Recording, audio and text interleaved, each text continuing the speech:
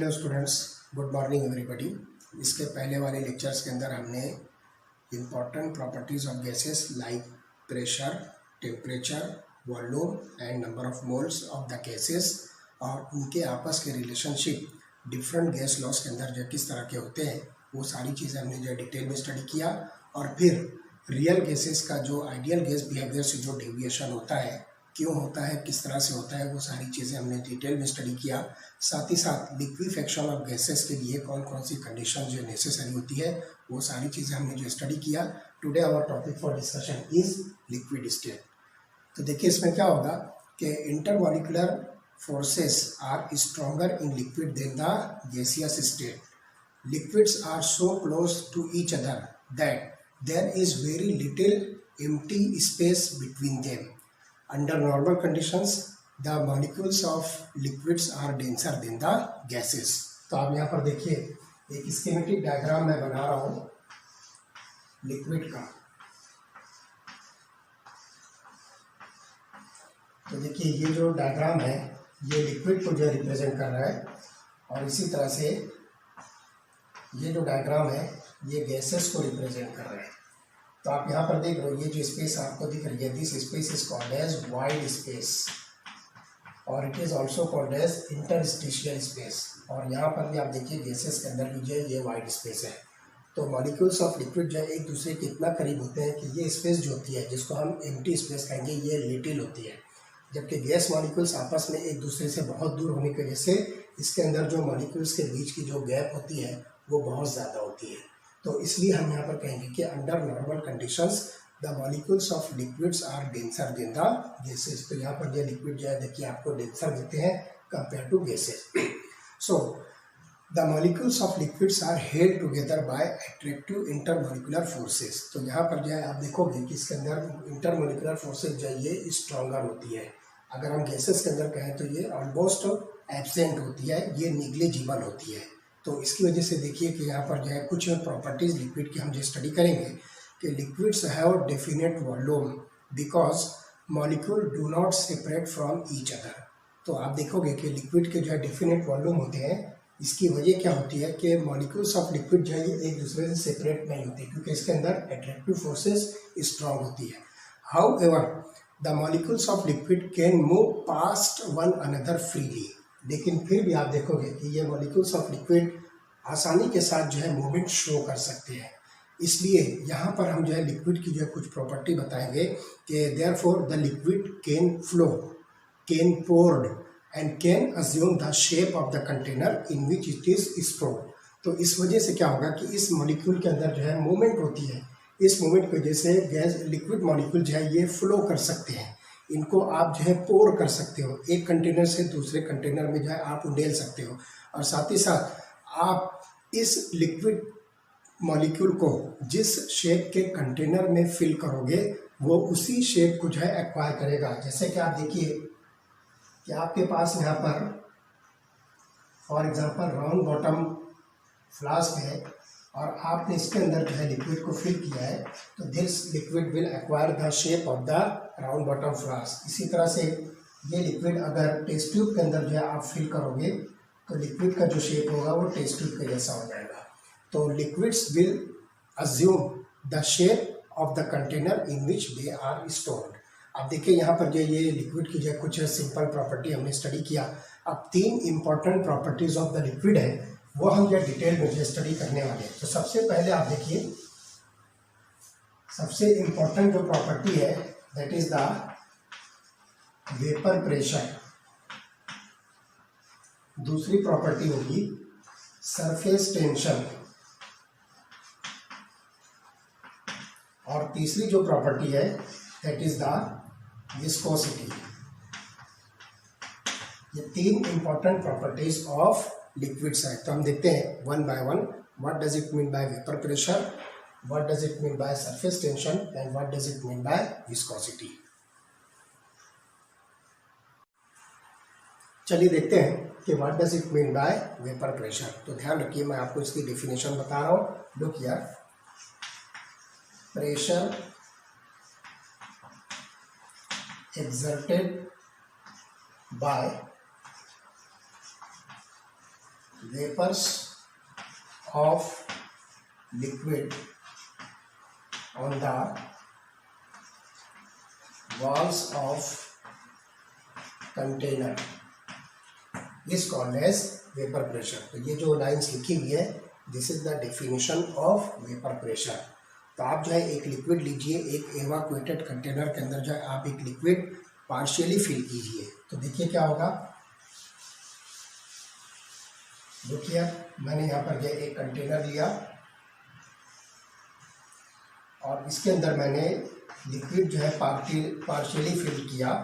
आप इसको जो है लिक्विड कंसीडर कीजिए, वाट एवर इट मे बी, से फॉर एग्जाम्पल वाटर। तो जब आप लिक्विड यहाँ पर फिल करोगे तो क्या होगा कि इसके जो लिक्विड के वेपर्स हैं ये यहाँ से जो है वेपराइज होना शुरू होंगे। लिक्विड मॉलिक्यूल जो है ये सरफेस से जो है वेपराइज होना शुरू होंगे। तो स्टार्ट में जो क्या होगा कि कंटिन्यूसली ये वेपर प्रेशर जो है इंक्रीज होता हुआ मिलेगा। हमने बताया आपको कि the pressure exerted by the vapours of the liquid on the walls of the container is called as vapour pressure. तो एट द स्टार्ट ये वेपर प्रेशर जो कंटिन्यूसली जो है इंक्रीज होता रहेगा। After some time it becomes constant. कुछ देर के बाद जो है क्या होगा, ये वेपर प्रेशर जो है कांस्टेंट हो जाएगा and an equilibrium is established between liquid phase and the vapour phase. तो लिक्विड और वेपर फेज के बीच में एक इक्विलिब्रियम इस्टेब्लिश होगी। लिक्विड फेज और वेपर फेज, इन दोनों के बीच में जो है एक इक्विलिब्रियम इस्टेब्लिश होगा and the vapour pressure at this equilibrium is called as equilibrium vapour pressure. इस पर जो है जो वेपर प्रेशर क्रिएट होगा उस वेपर प्रेशर को हम नाम देंगे इक्विलिब्रियम वेपर प्रेशर, या फिर इसका जो है दूसरा नाम होगा that is the saturated vapour pressure. तो इस तरह से यहाँ पर जो है इस इक्विलिब्रियम पर जो प्रेशर एग्जर्ट हो रहा है, जो वेपर प्रेशर एग्जर्ट हो रहा है, उसको हम ये दोनों में से कोई सा भी नाम जो है दे सकते हैं। अब आपको क्या करना है, एक खास बात यहाँ पर ध्यान रखना है कि this vapour pressure is the temperature dependent property. ये जो वेपर प्रेशर लिक्विड का ये टेम्परेचर डिपेंडेंट प्रॉपर्टी है, इसलिए जब कभी भी आप किसी लिक्विड का वेपर प्रेशर जो रिपोर्ट कर रहे हो तो साथ में उसका टेम्परेचर भी आपको मेंशन करना पड़ेगा। तो ये चीज़ जो है खास तौर से आपको नोटिस करना है। अब देखिए आपको क्या करना है कि when a liquid is heated in an open container, आप जो है किसी भी ओपन कंटेनर में, ओपन वेसल के अंदर जो लिक्विड रखकर उसको जो हीट करना शुरू करो तो the liquid vaporises from the surface. तो ये बात जो है ध्यान रखना है। तो देखिए मैं आपको बता रहा हूँ डायग्राम बनाकर, बहुत आसानी से आप इसको जो है समझ लोगे। ये आपके पास जो है एक ओपन वेसल है और इसके अंदर आपने जो है एक लिक्विड जो है फिल किया है और क्या करना है, आपको इस लिक्विड को हीट करना है। तो जैसे आप इस लिक्विड को हीट करोगे तो स्टार्ट में क्या होगा कि सरफेस के जो मॉलिक्यूल है ये वेपराइज होना शुरू होंगे। सरफेस मॉलिक्यूल के जो वेपर्स यहाँ पर जो बनना शुरू होंगे। जैसे जैसे टेम्परेचर जो है इंक्रीज होगा तो वहाँ पर जो क्या होगा कि more number of molecules will get vaporise. तो ध्यान रखना है कि a temperature at which vapour pressure of liquid becomes equal to the external pressure, vaporisation can occur throughout the bulk of the liquid and vapour expand freely into the surrounding. जैसे जैसे आप इसका temperature बढ़ाना शुरू करोगे तो एक temperature ऐसा आएगा जिसके ऊपर vapour pressure of the liquid become equal to the external pressure, और उस वक्त ये लिक्विड जो है पूरे बल्क में से जो है वेपराइज होना शुरू होगा। ध्यान रखिए जब स्टार्ट हमने इसको हीट किया था तो सिर्फ सरफेस के वाटर मॉलिक्यूल जो है क्या हो रहे थे, या सरफेस के लिक्विड मॉलिक्यूल वेपराइज हो रहे थे, लेकिन एक टेम्परेचर ऐसा आएगा जिस वक्त पूरे बल्क में से जो है लिक्विड जो है वेपराइज होना शुरू होगा, और उस टेम्परेचर को जहाँ पर vapour pressure of the liquid becomes equal to external pressure, उसको हम नाम देंगे बॉइलिंग टेम्परेचर। उस पॉइंट को, उस टेम्परेचर को हम जो है बॉइलिंग टेम्परेचर कहेंगे। और उस वक्त क्या होगा, इस पूरे बल्क से जो है लिक्विड जो है एवापरेट होंगे, वेपराइज होंगे, और वो जो है सराउंडिंग के अंदर जो है फ्रीली जो है एक्सपांड हो जाएंगे। तो the temperature at which vapour pressure of liquid becomes equal to the external pressure is called as boiling temperature. इस टेम्परेचर को हम नाम दे रहे हैं बॉइलिंग टेम्परेचर।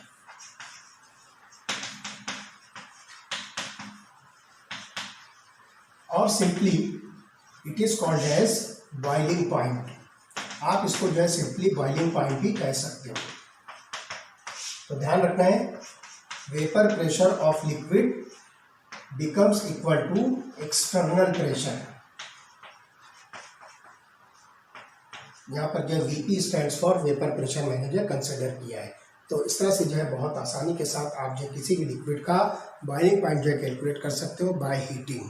तो the temperature at which vapour pressure of liquid becomes external pressure is called as boiling temperature और boiling point. तो ये चीज़ जो है हम यहाँ पर इजीली जो है समझ सकते हैं। तो vapour pressures of some common liquids at various temperature is given into this figure. ये जो फिगर आपको दिख रही है ग्राफ है, तो वाई एक्सिस पर देखिए आपने वेपर प्रेशर लिया है और इसको हम जो है मिलीमीटर ऑफ मर्क्यूरी में कैलकुलेट कर रहे हैं, और एक्स एक्सिस पर यहाँ पर जो है टेम्परेचर है जो केल्विन में मेजर हो रहा है। और आप यहाँ पर देखिए पहला जो लिक्विड है यहाँ पर डाइथिल ईथर है, दूसरा कार्बन टेट्राक्लोराइड है, तीसरा इथिल अल्कोहल है और चौथा वाटर है। अब आप यहाँ पर देखिए ये जो लाइन आपको दिख रही है, ये जो लाइन है आप देख रहे हो, ये 760 मिलीमीटर ऑफ मर्क्यूरी है। ये एक्सटर्नल प्रेशर है, आप इसको सिंपली एटमॉस्फेरिक प्रेशर भी जो कह सकते हो। तो ये एक्सटर्नल प्रेशर का जो लेवल है। अब आप क्या कीजिए कि जो लिक्विड है उसको आप हीट करना शुरू कीजिए, मतलब आप उसका जो है टेम्परेचर इंक्रीज कीजिए। तो आप देखो फॉर एग्जांपल डाइथिल ईथर का यहाँ पर जो है वेपर प्रेशर जो है शो कर रहा है। अभी आपने इसको हीट नहीं किया, जैसे जैसे आप जो है टेम्परेचर बढ़ाओगे वेपर प्रेशर जो है लिक्विड का मतलब डाइथिल ईथर का जो इंक्रीज होगा, और वो यहाँ पर जो है आकर इस लाइन को जो है क्रॉस करेगा, जो स्टैंडर्ड प्रेशर की जो लाइन है, इसको हम जो है एटमॉस्फेरिक प्रेशर जो कह रहे हैं, that is about 760 millimetre of mercury. तो इस जगह पर आप देखिए कि जब हम टेम्परेचर स्केल पर आते हैं, तो टेम्परेचर स्केल पर आप देखिए 308 केल्विन ये टेम्परेचर आपको मिलता है। तो इस टेम्परेचर पर डाइथिल ईथर का वेपर प्रेशर जो है एटमॉस्फेरिक प्रेशर या एक्सटर्नल प्रेशर के इक्वल होता है। तो उस टेम्परेचर पर डाइथिल ईथर क्या होता है, ये बॉइल होना शुरू होता है, and this temperature is called as boiling point of diethyl ether. इस तरह से ये 308 केल्विन ये डाइथिल ईथर का जो है बॉइलिंग पॉइंट है। इसी तरह से दूसरी लाइन देखिए कार्बन टेट्राक्लोराइड। तो कार्बन टेट्राक्लोराइड को जब आप हीट करते हो तो इसका वेपर प्रेशर बढ़ते बढ़ते जब 760 मिलीमीटर ऑफ मर्क्यूरी तक आता है, तो उसका जो टेम्परेचर है वो 349.7 केल्विन है। ये boiling temperature of the carbon tetrachloride है। इसी तरह से आप जो है थर्ड ग्राफ देखिए इथिल अल्कोहल है। तो इथिल अल्कोहल को भी जब आप हीट करोगे तो वो यहाँ पर जो है 351.3 केल्विन पर जो है बॉइल होना शुरू होगा।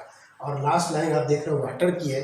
वाटर का वेपर प्रेशर आप देखिए एकदम जो है जीरो के करीब है।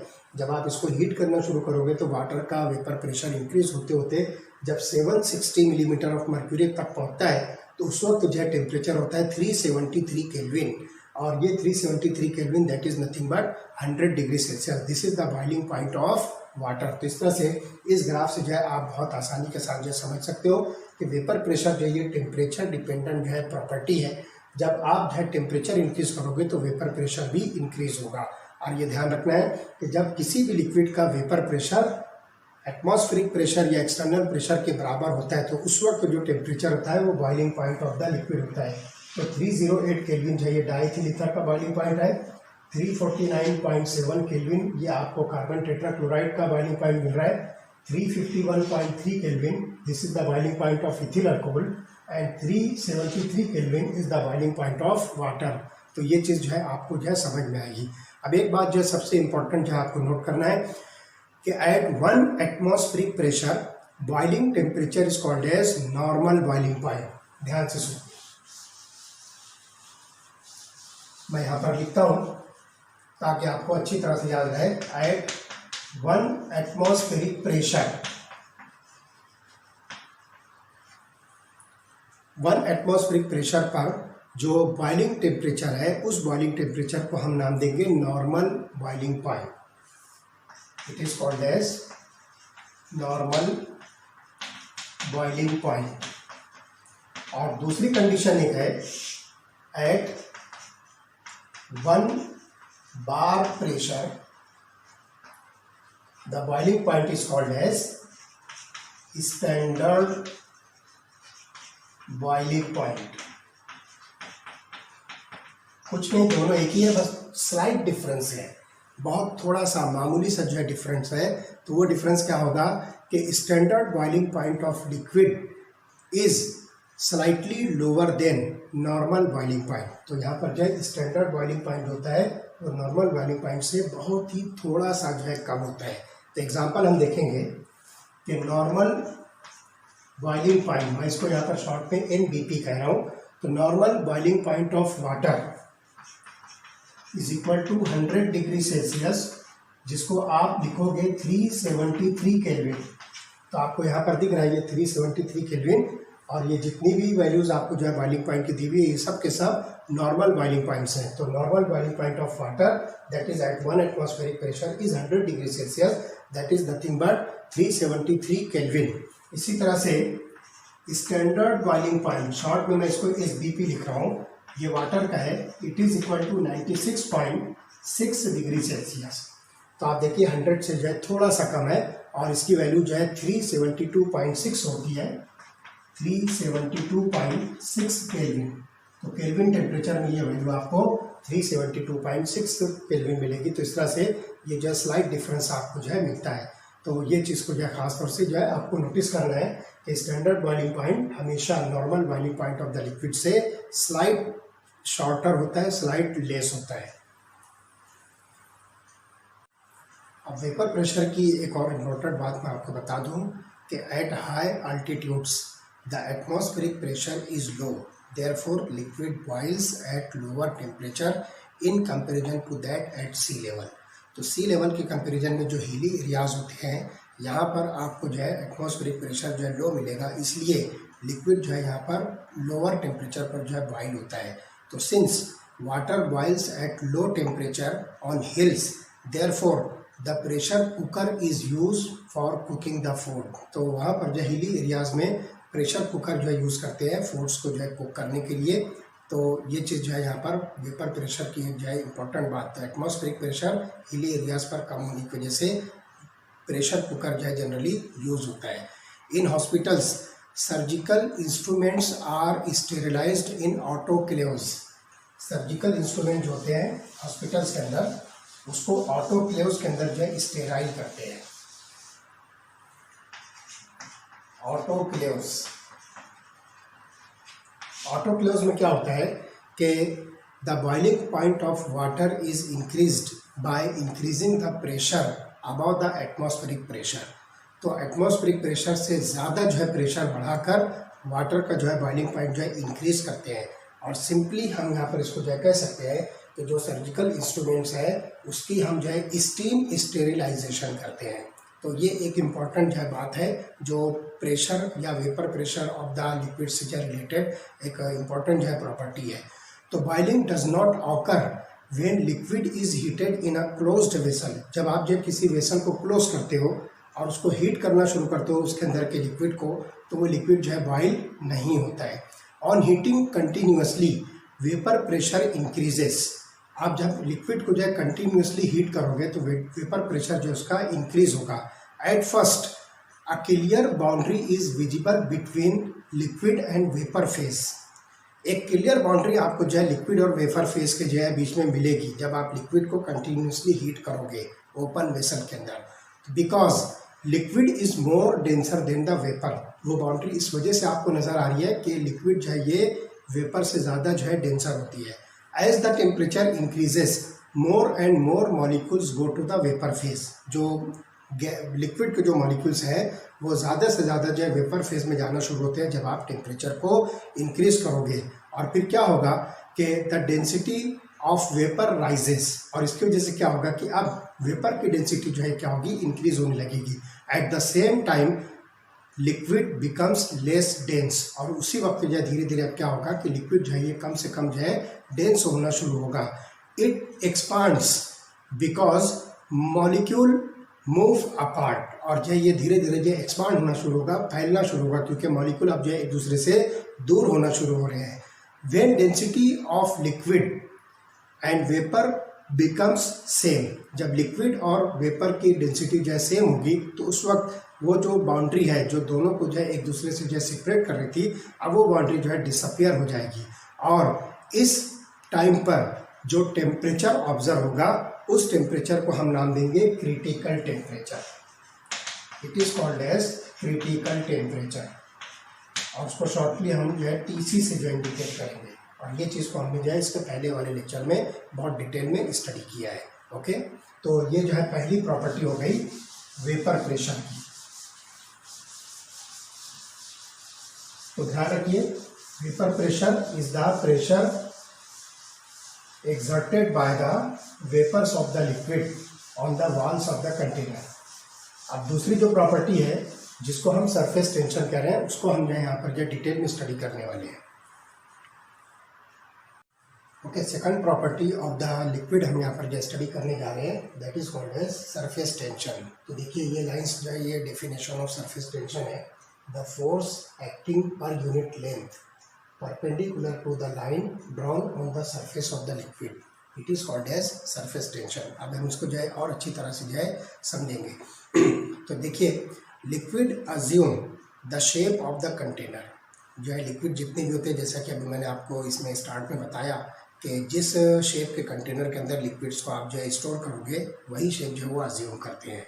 अब इस पर से एक बात जो है यहाँ पर ध्यान रखिए कि कुछ क्वेश्चन जो है अराइज होते हैं कि Y the drop of mercury acquire the spherical shape instead of spreading on the surface। अगर आप मर्क्यूरी के ड्रॉप्स को जो है सरफेस पर जो है डालते हो तो बजाय उस पर स्प्रेड होने के वो स्फेरिकल शेप जो है एक्वायर करता है। इसी तरह से why the particles of soil at the bottom of the river remain separated from each other but they stick together when taken out।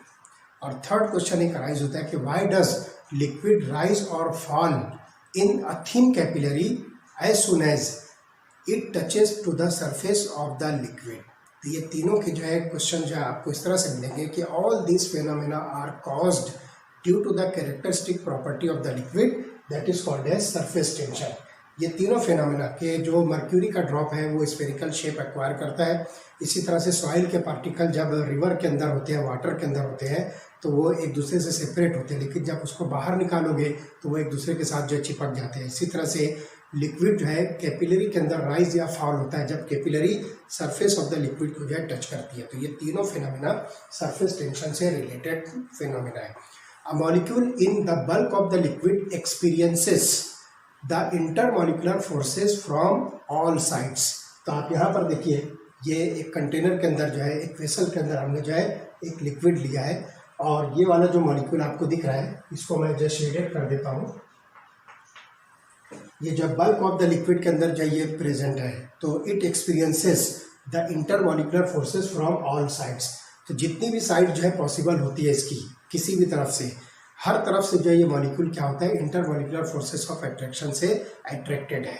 तो ये जो है हर तरफ की जो है फोर्स जो है एक्सपीरियंस करता है। जितनी भी पॉसिबल डायरेक्शंस होते हैं, जितने भी पॉसिबल साइड्स होते हैं, सब तरफ से ये फोर्स जो है एक्सपीरियंस करता है। But for the molecule on the surface of the liquid net attractive force is towards the interior of the liquid. तो यहाँ पर आप देखिए कि ये जो सरफेस का जो मॉलिक्यूल है इसके पास में जो फोर्सेस ऑफ अट्रैक्शन है वो सिर्फ इंटीरियर ऑफ द लिक्विड में है। बाहर की तरफ आपको यहाँ पर जो है कोई फोर्स नहीं मिलेगी क्योंकि यहाँ से जो है सरफेस ऑफ द लिक्विड आती है, इसके ऊपर जो है कोई लिक्विड मॉलिक्यूल्स नहीं है, इसलिए इसकी जो नेट फोर्स है वो सब के सब इंटीरियर ऑफ द लिक्विड के अंदर जो है प्रेजेंट होगी due to the molecule below it. तो यहाँ पर जो है इसके नीचे जो है सारे मॉलिक्यूल्स हैं, ऊपर की तरफ जो है कोई भी मॉलिक्यूल प्रेजेंट नहीं है। तो liquid tends to minimise their surface area, और इस तरह से वो लिक्विड अपने सरफेस एरिया जो है कम से कम करने की कोशिश करते हैं। तो अब क्या होगा, the molecule on the surface in experience a net downward force and have more energy than the molecule in the bulk. तो यहाँ पर आप देखोगे कि ये जो है डाउनवर्ड डायरेक्शन में जो है ये फोर्स एक्सर्ट कर रहा है, डाउनवर्ड डायरेक्शन में जो है इसकी जो है नेट फोर्स जो है इसकी एक्सपीरियंस हो रही है, और इस तरह से यहाँ पर जो है इस मॉलिक्यूल की एनर्जी बल्क के मॉलिक्यूल की एनर्जी से जो है आपको ज़्यादा मिलेगी। Therefore liquid tend to have minimum number of molecule at their surface. इस वजह से सरफेस पर जो है लिक्विड के जो है मिनिमम नंबर ऑफ मॉलिक्यूल जो है प्रेजेंट होते हैं। If surface area of liquid is increased by pulling a molecule from the bulk, अगर जब बल्क के मॉलिक्यूल को आप जो खींच curved surface area of the molecule को अगर इंक्रीज करना चाहोगे तो it will require the energy. तो यहाँ पर जो है ध्यान रखिए कि यहाँ पर जो है ये प्रोसीजर जो है एनर्जी जो है रिक्वायर करता है। So the energy required to increase the surface area of the liquid by 1 unit, अगर आप जो है किसी लिक्विड का सरफेस एरिया 1 यूनिट से इंक्रीज करना चाहो तो उसके लिए जो रिक्वायर्ड फोर्स होती है that force is called as surface energy. तो वो एनर्जी जो रिक्वायर्ड होगी उसको हम नाम देंगे सरफेस एनर्जी। फिर से सुन लीजिए कि सरफेस एनर्जी क्या है। It is the energy required to increase the surface area of the liquid by 1 unit, और इसकी जो डायमेंशन होगी वो जूल्स पर मीटर स्क्वायर होगी, joules per metre square. Surface energy का जो डायमेंशन है वो जूल्स पर मीटर स्क्वायर है। तो इस तरह से अब यहाँ पर आप देखिए कि surface tension is nothing but the force acting per unit length perpendicular to the line drawn on the surface of the liquid. तो आप यहाँ पर जो है सरफेस ऑफ द लिक्विड पर जो है एक लाइन जो है ड्रॉ कीजिए। आप यहाँ पर जो इसको एक इमेजनरी लाइन जो है यहाँ पर कंसिडर कीजिए। ये एक इमेजनरी लाइन जो है यहाँ पर आपने सरफेस ऑफ द लिक्विड पर जो है ड्रॉ किया है। अब ये फोर्स जो होगी सरफेस एरिया, सरफेस टेंशन जिसको कह रहे हैं, ये फोर्स है किसके ऊपर एक्ट कर रही है, इस लाइन के ऊपर। और कैसे होगी, वो perpendicular to this line, downward direction में जो है इस लाइन के जो है परपेंडिकुलर जो फोर्स एक्ट कर रही है उस फोर्स को हम नाम दे रहे हैं सरफेस टेंशन। तो बल्क ऑफ द लिक्विड के अंदर जो है ये फोर्स एक्ट हो रही है। तो the force acting per unit length perpendicular to the line drawn on the surface of the liquid is called as surface tension. तो सरफेस ऑफ द लिक्विड पर हमने एक लाइन ड्रॉ किया और इसके परपेंडिकुलर जो है एक फोर्स एक्ट हो रही है, उस फोर्स को हम यहाँ पर सिंपली सरफेस टेंशन का जो है नाम दे रहे हैं। तो ये बात जो है ध्यान रखिए। और इस सरफेस टेंशन को हम जो है ग्रीक लेटर गैमा से जो है रिप्रेजेंट करेंगे। It is gamma, Greek letter gamma से हम जो सरफेस टेंशन को जो है इंडिकेट करते हैं। और इसकी जो डायमेंशंस है, it has the dimensions of kilogram पर सेकंड स्क्वायर। इसका जो डायमेंशन है दैट इज किलोग्राम पर सेकंड स्क्वायर। और इसी तरह से एसआई यूनिट जो इसकी न्यूटन पर मीटर है। एसआई यूनिट जो इसकी है न्यूटन पर मीटर। तो इसकी डायमेंशन जो है जनरली किलोग्राम पर सेकंड स्क्वायर है और एसआई यूनिट इसकी जो है न्यूटन पर मीटर स्क्वायर है। तो इस तरह से ये आपको जो है सरफेस एरिया की एक जो है सिंपल जो है एक्सप्लेनेशन जो है आपको मिलता है। तो the lowest energy state of the liquid will be when surface area is minimum. जब आप जो है किसी भी लिक्विड की लोअर एनर्जी स्टेट जब कंसिडर करोगे तो वो उस वक्त होगा जब उसका सरफेस एरिया जो है स्फेरिकल होगा। सरफेस एरिया मिनिमम उस वक्त होता है जब उसका शेप स्फेरिकल होता है। And that is the reason why mercury drops occupy और acquire the spherical surface instead of spreading on the surface. तो यहाँ पर जो है जो स्फेरिकल शेप होता है किसी भी लिक्विड का, तो इस स्फेरिकल शेप में जो है इसका सरफेस एरिया जो है सबसे मिनिमम होता है। तो स्फेरिकल शेप जो होता है वो सबसे मिनिमम सरफेस एरिया रखता है, इसलिए यहाँ पर जो है मर्क्यूरी के जो ड्रॉप्स होते हैं वो स्फेरिकल शेप एक्वायर करते हैं instead of spreading on the surface of any object. ये चीज़ जो है यहाँ पर आपको ध्यान रखना है। This is the reason that sharp glass edges are heated for making them smooth. यही रीज़न है कि जो ग्लास होता है, जब ग्लास को आप कट करते हो तो उसके एजेस जो है बहुत शार्प होते हैं, बहुत नुकीले होते हैं। तो उनको स्मूथ करने के लिए हम क्या करते हैं, उसको हीट करते हैं। तो हीट करने से क्या होता है कि वो जो एजेस के जो ग्लास के जो मॉलिक्यूल है वो मेल्ट होते हैं और मेल्ट होने के बाद जो है वो राउंडेड शेप जो है एक्वायर करते हैं। जैसे कि आप देखिए यहाँ पर जो है ग्लास का जो है एक पार्ट आपने जो कट किया और ये एज आपको दिखता है बिल्कुल जो है शार्प है। जब आप इसको हीट करोगे तो ये एज की जो ग्लास होती है वो मेल्ट होकर इस तरह से राउंडेड शेप जो है एक्वायर करती है। तो ये जो है सरफेस एरिया का जो है फिनोमेना है। तो यहाँ पर जो है ये एज जो है बजाय शार्प होने के अब ये जो है स्मूथ हो गई। और इस प्रोसीजर को हम नाम देते हैं fire smoothing of the glass, या जो है आप इसको जो है नाम दीजिए कि it is called as fire polishing of the glass. इसका जो नाम है फायर पॉलिशिंग ऑफ ग्लास। तो यहाँ पर भी आप देखिए कि सरफेस एरिया आप देखिए इस तरह से जो है राउंडेड है, तो यहाँ पर जो है आपको ये जो है स्मूथ सरफेस मिलेगी। तो इस तरह से यहाँ पर आप जो है सरफेस एरिया को जो है ग्लास की पॉलिशिंग के अंदर जो है यूज़ कर सकते हैं। तो ये चीज़ जो है आप ध्यान रखिए, ये प्रॉपर्टी जो है सरफेस एरिया सरफेस टेंशन से रिलेटेड है।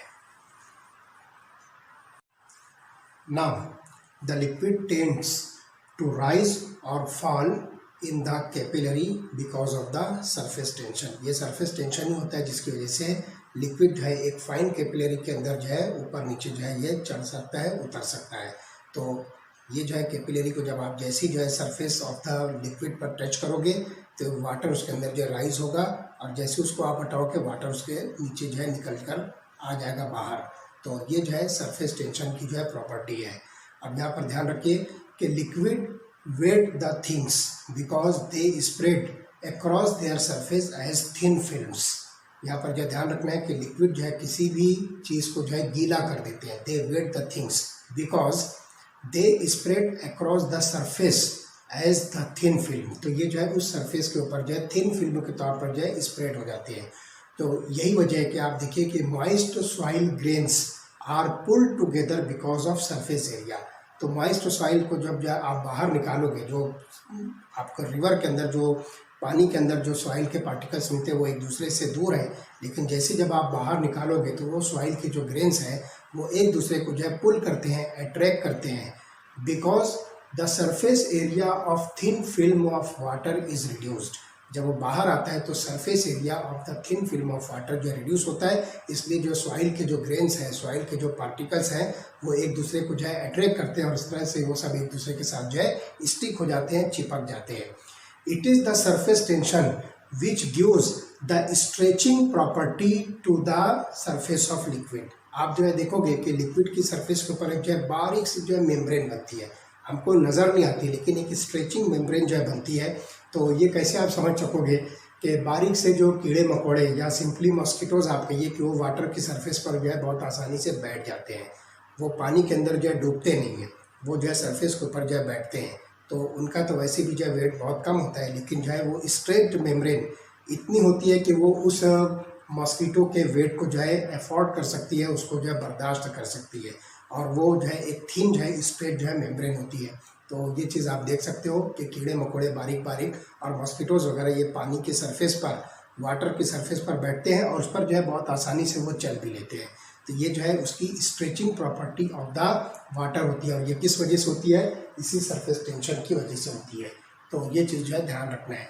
On flat surface the droplets are slightly flattened by the effect of gravity. जब आप जो है सरफेस के ऊपर जो है कोई ड्रॉपलेट जो है डालते हो, फॉर एग्जांपल वाटर का ड्रॉपलेट, तो क्या होता है? वो फ्लैट होना शुरू होता है, फैलना शुरू होता है, और ये जो फैलाव होता है ये ग्रेविटी के इफेक्ट की वजह से होता है। अगर आप ग्रेविटी फ्री इन्वायरमेंट में किसी ड्रॉप को ऑब्जर्व करोगे तो वो परफेक्टली स्फेरिकल शेप का होगा, वो स्प्रेड नहीं होगा। तो the magnitude of surface tension of a liquid depends on the attractive forces between the molecules of the liquid. ये मॉलिक्यूल्स ऑफ द लिक्विड के अंदर जो है अट्रैक्टिव फोर्सेज जो होती है उसके ऊपर सरफेस टेंशन का जो मैग्नीट्यूड जो है डिपेंड करता है। When the attractive forces are larger the surface tension is larger. जब attractive forces between the molecules of liquid जो है लार्जर होगा तो सरफेस टेंशन जो है वहाँ पर आपको लार्जर मिलेगा। अब यहाँ पर ध्यान रखिए कि by increase in the temperature the kinetic energy of the molecule increases and the effectiveness of intermolecular forces of attraction decreases. जब आप जो है उस लिक्विड का टेम्परेचर इंक्रीज करोगे तो kinetic energy of the molecule increase होगी, और उसकी वजह से जो अट्रैक्टिव फोर्सेस है वो क्या होगी? डिक्रीज होगी, और इसकी वजह से surface tension of the molecule भी डिक्रीज होगा। तो ये बात यह ध्यान रखना है कि सरफेस टेंशन जो है ये attractive forces of the molecules के ऊपर जो है डायरेक्टली प्रोपोर्शनल प्रॉपर्टी शो करता है, और जबकि टेम्परेचर पर जो है ये इन्वर्स प्रोपोर्शन में। तो जब टेम्परेचर आप इंक्रीज करोगे तो अट्रैक्टिव फोर्सेज जो है डिक्रीज होगी, और उसकी वजह से सरफेस टेंशन जो है ये डिक्रीज होगा। तो इस तरह से ये प्रॉपर्टी हो गई second important property, that is called as surface tension. अब लास्ट प्रॉपर्टी जो हम स्टडी करने वाले हैं दैट इज द विस्कोसिटी। बहुत इंटरेस्टिंग टॉपिक है विस्कोसिटी का। तो थर्ड प्रॉपर्टी जो हम यहाँ पे स्टडी करने जा रहे हैं that is viscosity.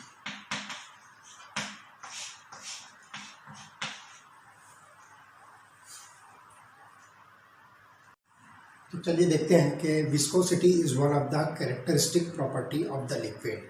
It is the measure of resistance to flow which arises due to the internal friction between the layers of the fluid as they slip past one another while liquid flows.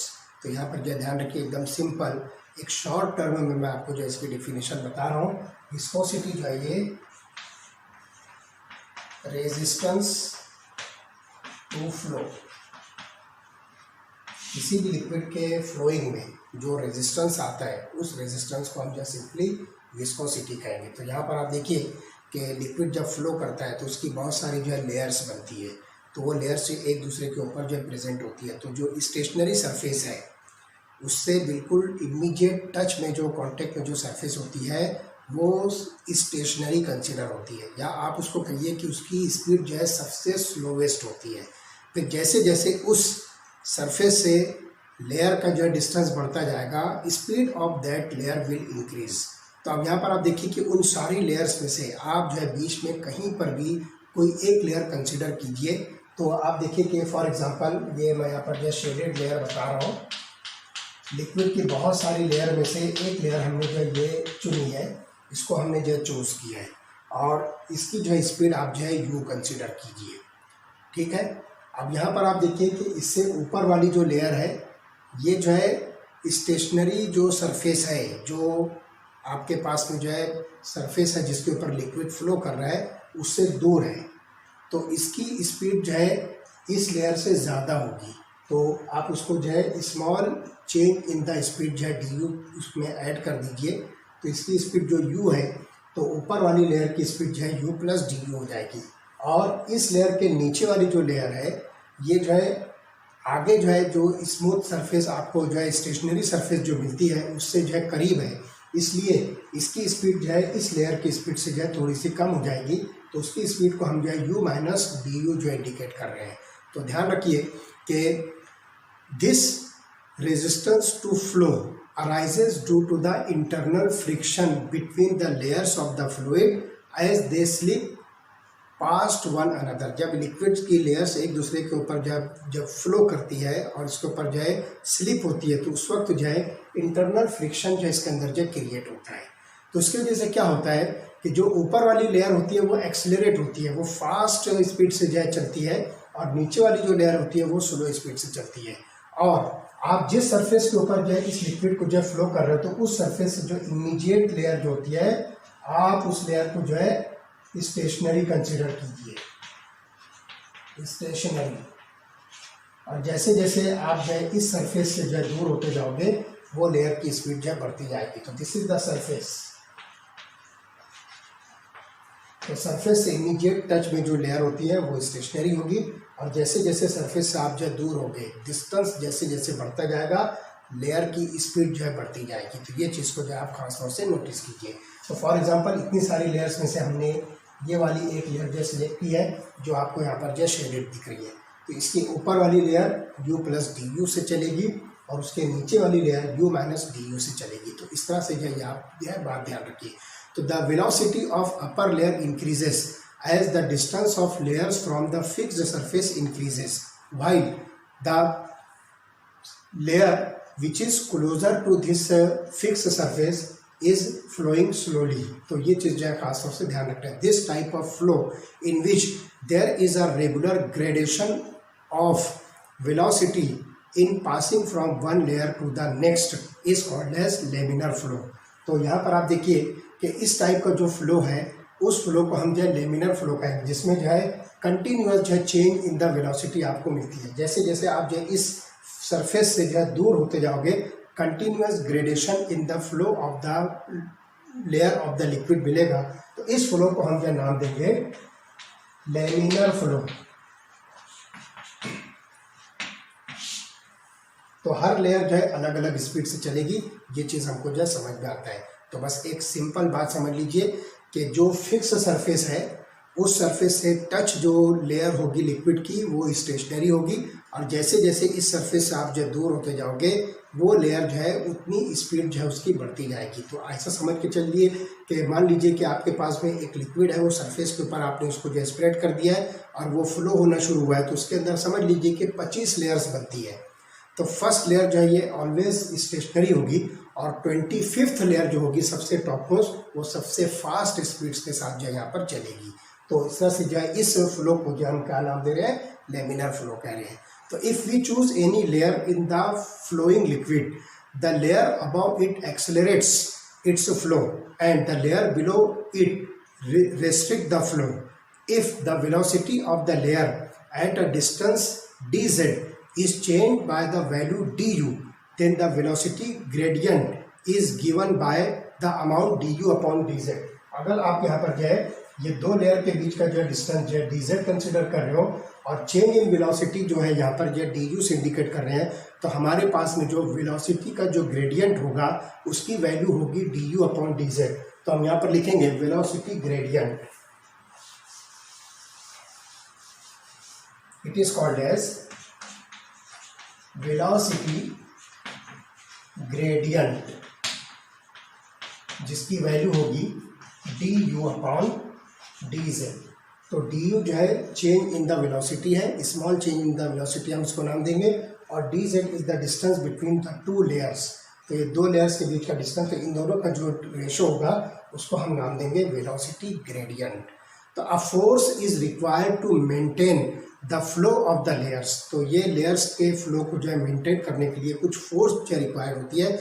This force is directly proportional to the area of the contact of the layers and velocity gradient. तो ये जो force होती है वो इस area के ऊपर जो डिपेंड करता है जो लेयर का होता है, और साथ ही साथ जो है ये वेलोसिटी ग्रेडियंट के साथ में जो है डायरेक्ट प्रोपोर्शनल होगा। तो हम यहाँ पर लिखेंगे force is directly proportional to area. तो यहाँ पर जो हम एरिया ऑफ द लेयर को या एरिया ऑफ द प्लेट हम यहाँ पर जो ए कंसिडर कर रहे हैं। इसी तरह से यहाँ पर जो है वेलोसिटी ग्रेडियंट है, तो force is directly proportional to velocity gradient that is du upon dz। अब आप देखिए कि दोनों ही जो है फोर्स से रिलेटेड है, तो हमारे पास जो है एक नई इक्वेशन बनती है, force is proportional to a into du upon dz।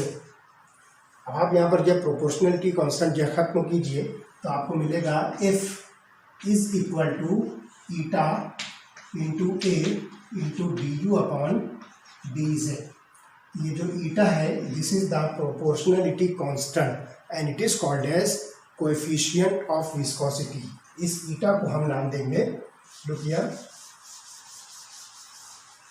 this eta is the proportionality constant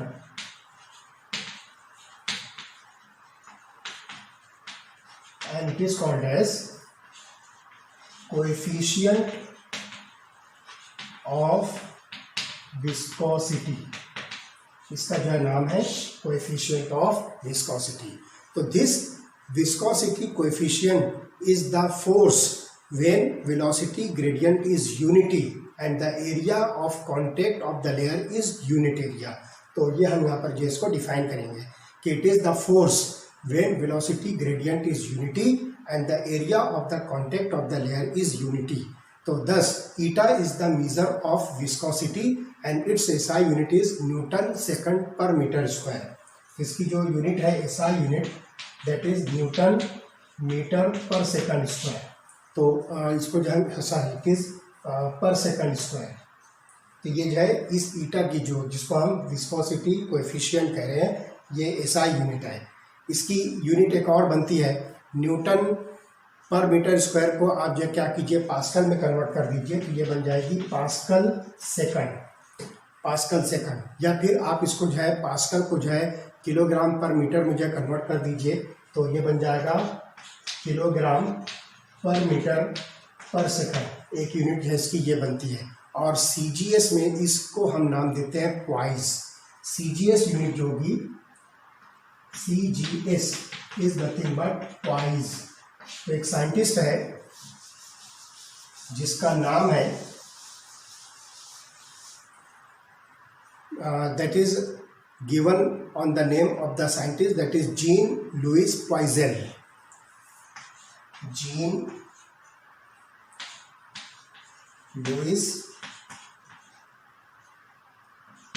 Poiseuille।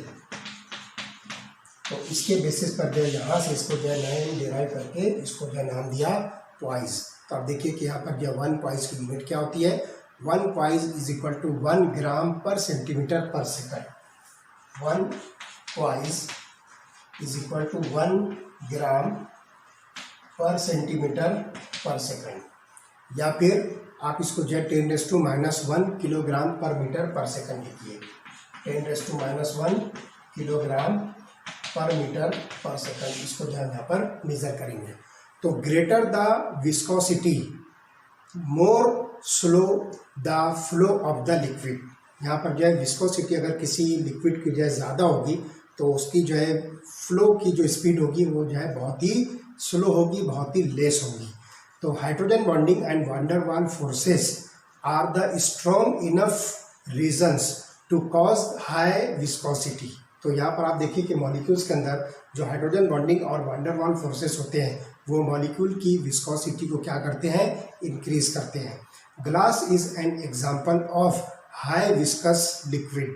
तो ये यहाँ पर जो ध्यान रखिए कि हाईली विस्कस लिक्विड होता है ग्लास, लेकिन यहाँ पर ध्यान रखिए कि ये सुपर कूल्ड लिक्विड होता है। तो ये इसकी बहुत सारी प्रॉपर्टीज़, ये इतना ज़्यादा विस्कस होता है कि इसकी बहुत सारी प्रॉपर्टीज़ सॉलिड की जैसी होती है।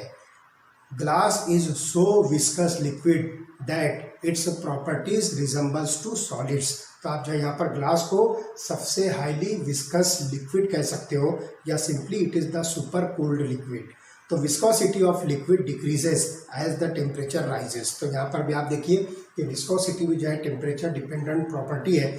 जब आप टेम्परेचर इंक्रीज करोगे तो विस्कोसिटी भी क्या होगी, ये जो है डिक्रीज होगी। तो viscosity of the liquid decreases as the temperature increases because at high temperature molecules have high kinetic energy। जब टेम्परेचर बढ़ेगा तो मॉलिक्यूल्स की काइनेटिक एनर्जी जो इंक्रीज होगी and it can overcome the intermolecular forces to slip past one another between the layers। तो इस तरह से यहाँ पर जो इंटरमोलिकुलर फोर्सेज जो है कम होगी और विस्कोसिटी भी जो है धीरे धीरे क्या होगी, डिक्रीज होगी। तो सिंपली हम कह सकते हैं कि viscosity is inversely proportional to temperature. Temperature increase होगा, विस्कोसिटी जो है डिक्रीज होगी। टेम्परेचर डिक्रीज होगा, विस्कोसिटी इंक्रीज होगी। तो इस तरह से ये चैप्टर यहाँ पर जो हमारा कंप्लीट होता है that is called as states of matter. कल से हम जो है न्यू चैप्टर स्टार्ट करने वाले हैं। ओके।